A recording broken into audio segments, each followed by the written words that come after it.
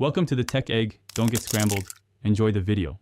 You start by enabling the service, open settings and go straight to accessibility, then voice access. Grant the microphone and accessibility permissions when the prompts appear.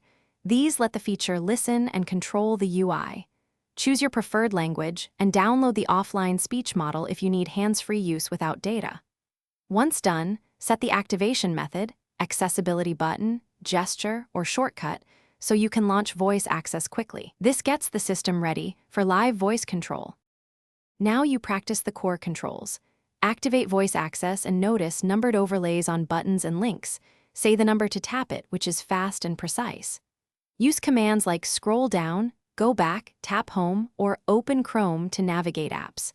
You can also combine commands, for example, tap 5 then swipe left to target elements.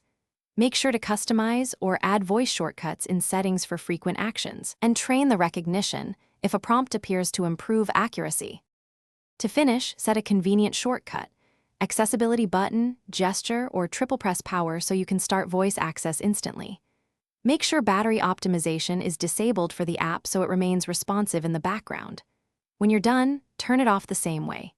If voice access fails, check microphone and accessibility permissions first, then reboot the phone.